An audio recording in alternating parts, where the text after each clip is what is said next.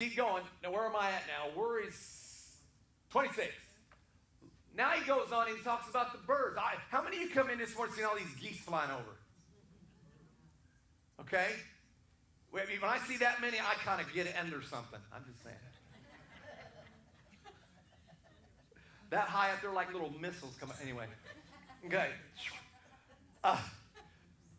You laugh. Get hit by one of these days. It won't be laughing. All right. I never have, but I've seen them hit cars. Anyway. Okay. Watch what he says here. Look at the birds. They don't plant or harvest or store food in barns. And I look at those geese. They don't care in the world. When's the last time that you've seen a goose just fall dead out of the sky? Or a bird? No. God's taking care of them.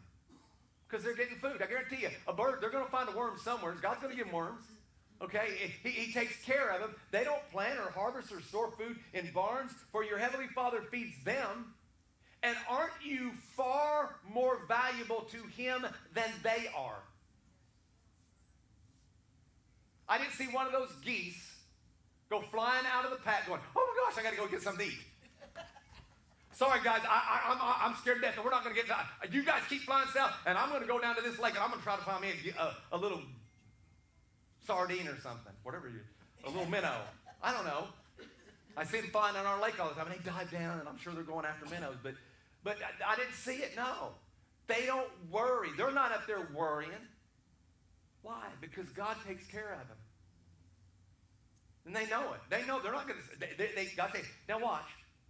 He feeds them, and aren't you far more valuable to him than they are? Can all your worries add a single moment to your life? Let me answer that question. No. No, it's not going to matter. You're worrying. Matter of fact, it's going to affect your health. We got to put our trust in him. Can it add anything to your life? Now,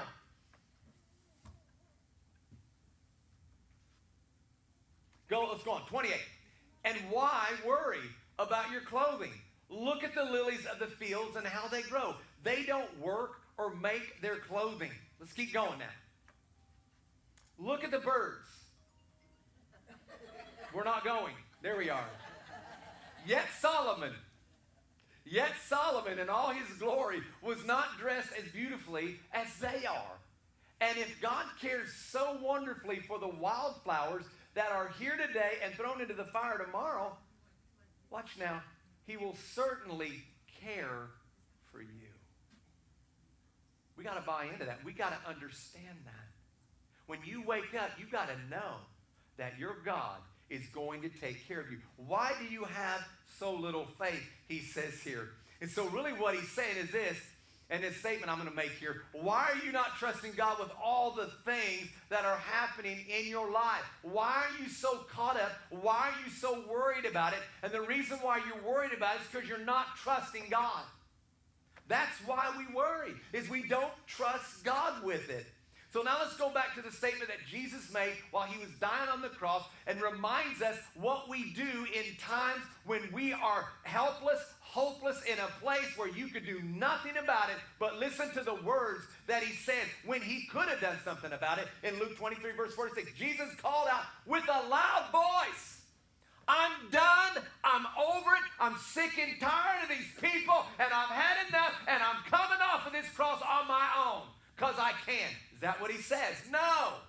He says, Jesus called out with a loud voice, Father, into your hands I commit my spirit. I'm going to give you everything I have, and I'm not going to worry about this situation because I'm doing what you told me to do, God, because I'm going to fear you more than I am going to fear man.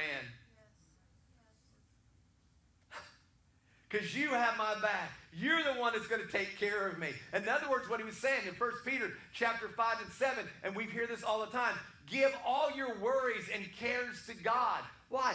For he cares about you. This is really what Jesus was doing. We got to get to the place, and we read this all the time, but do we really believe it? Are we really giving it to him?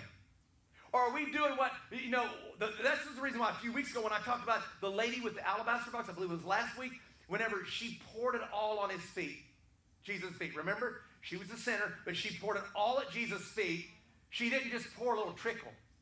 She gave it all of it. And she broke the jar because once you break it, you can never get it back.